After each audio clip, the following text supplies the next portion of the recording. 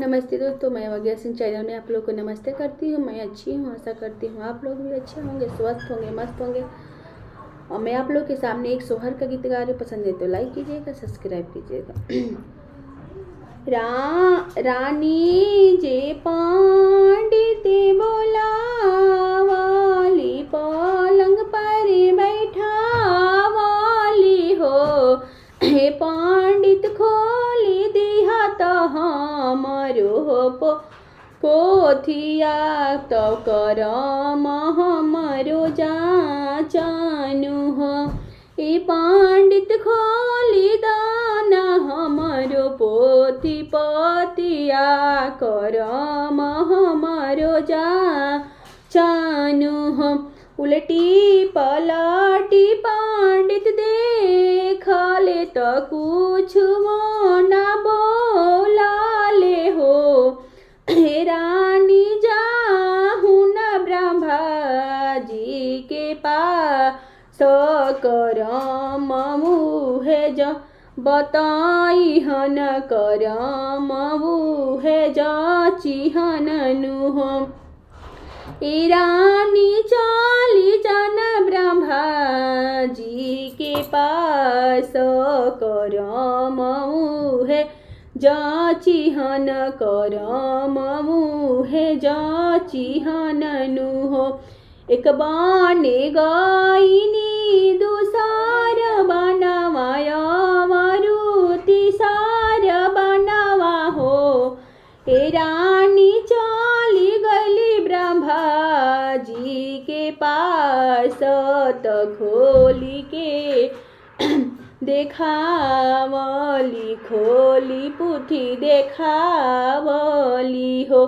हे रानी चली गली ब्रह्मा जी के पास, तो पोथिया उहो देखावली हो। हमरो करम जाचु ब्रह्मा जी लोलन कब होई हेनु हो। ए ब्रह्मा जी हमारो करमया जुजाचु ललन कब होई हेनु हो।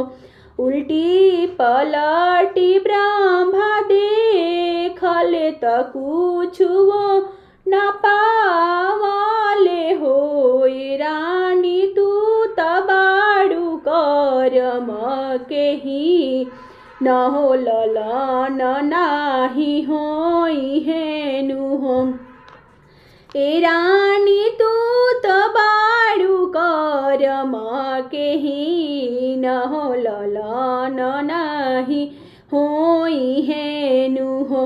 तोहरो दुआरे सिरे पटकबे तो यही जे हम मारब हो। ए ब्रह्मा के तनो तुहु करब जतनिया, ललन एकले हब हो। ए ब्रह्मा के तनो तुई हवा से हो भग इबत हम नाही जाइब हो। ए ब्रह्मा देहु दिहे कहूँ लालानवा, ललन बिना छछनी न हो। ए ब्रह्मा देहु कहूँ लालानवा, ललन बिना छछनी नु हो।